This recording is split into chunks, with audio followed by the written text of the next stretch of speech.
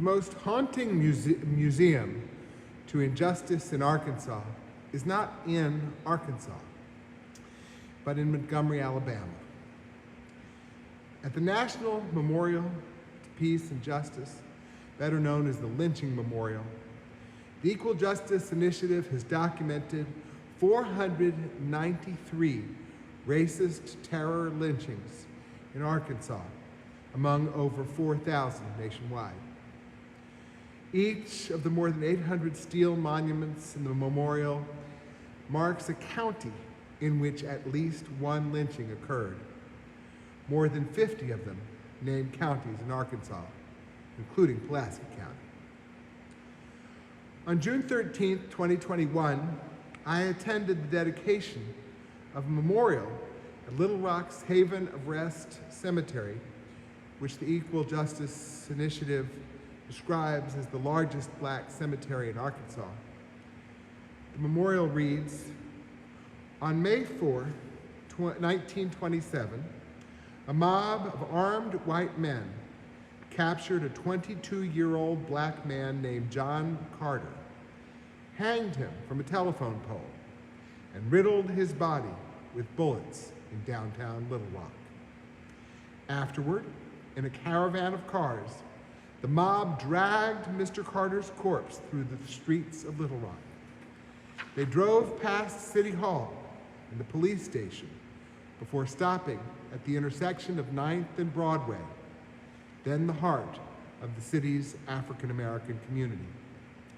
There, the mob, now numbering in the thousands, ransacked neighboring black businesses and churches, dragging out furniture and pulling off doors to serve as fuel for the bonfire they built in the street.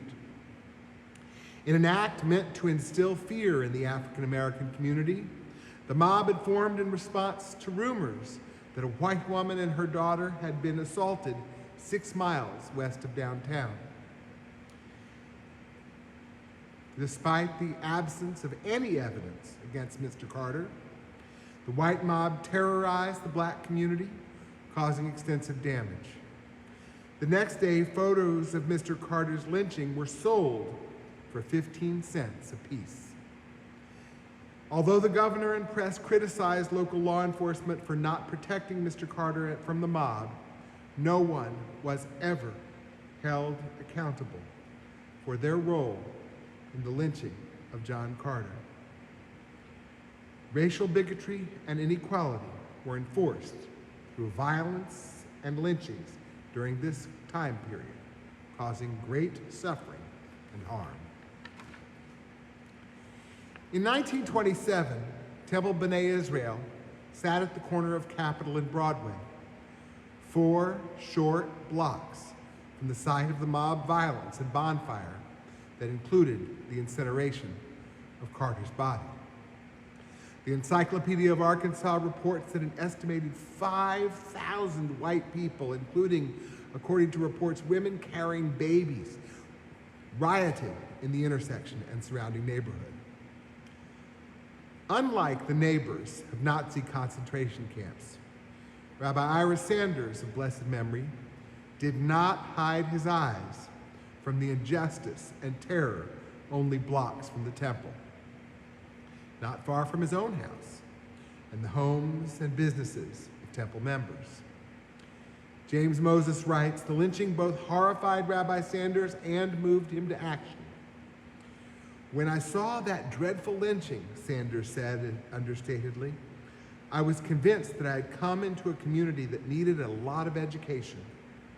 In response, he became a member of the NAACP and also the Arkansas Council of the Association of Southern Whites for the Prevention of Lynching, which by 1936 had nearly 40,000 Southern signatories to a pledge to create a new public opinion in the South, which will not condone for any reason the acts of mobs or lynchers. Torah impelled Rabbi Sanders to action. Our Torah portion, Shof'tim, is famous for the verse, Tzedek, Tzedek, Tirdof, justice, justice shall you pursue. A line that comes in the midst of a brief introduction to the obligation to establish courts and appoint judges to execute justice fairly and impartially. Those verses are immediately followed by an injunction not to erect an idolatrous post next to God's altar. The sages suggest that if the post might be a tree worshipped by pagans.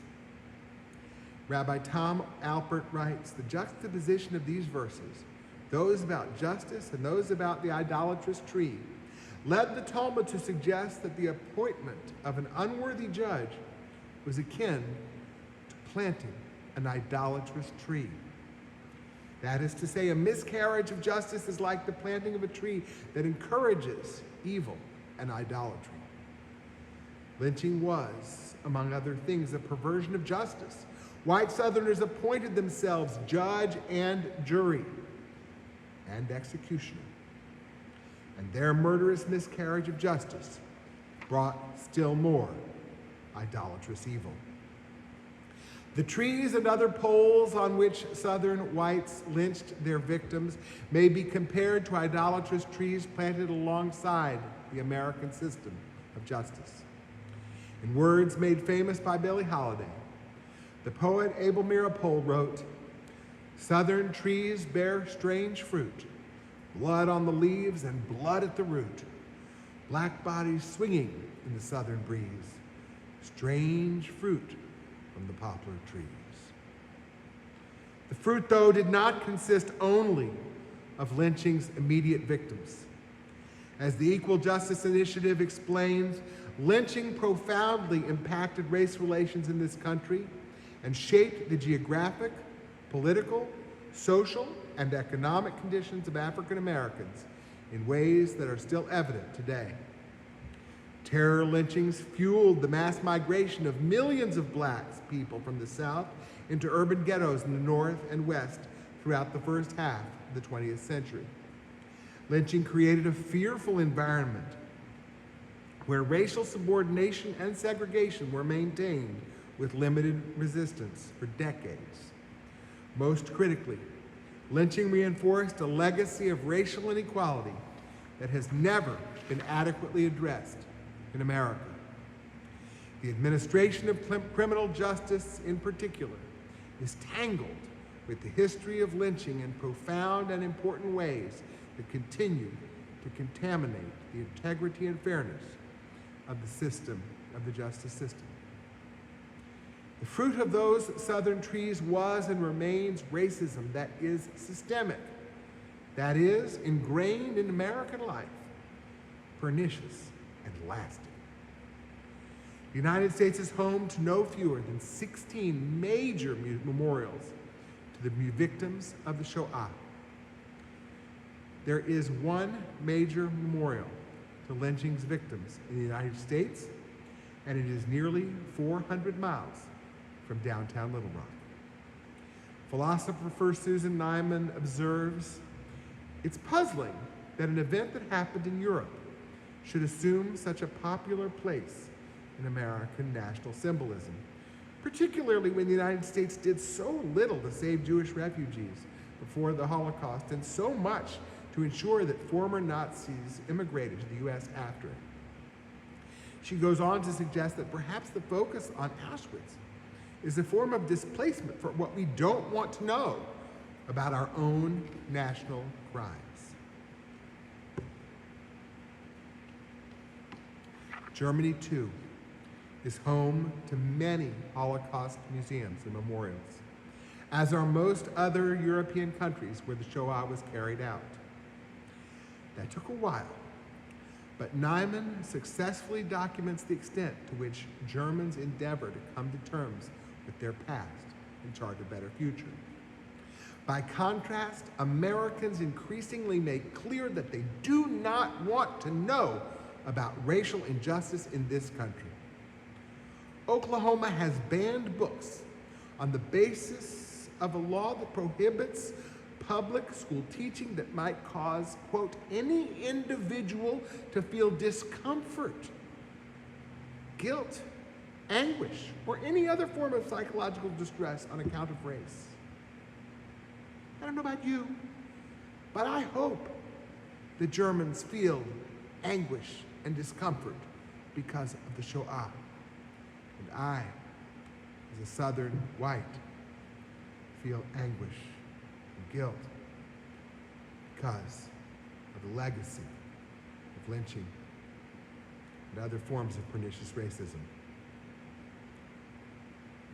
Can Arkansas be far behind Oklahoma? Our temple is now located miles from the corner of 9th and Broadway, and nearly a century has passed since John Carter was lynched. And yet work remains to be done in the tradition of Rabbi Sanders to uproot the idolatrous tree of racist terror lynchings by acknowledging that it took place right here in our midst, by recognizing the horrific fruit borne by those southern trees, by insisting that our sacred scripture requires an unending pursuit of justice.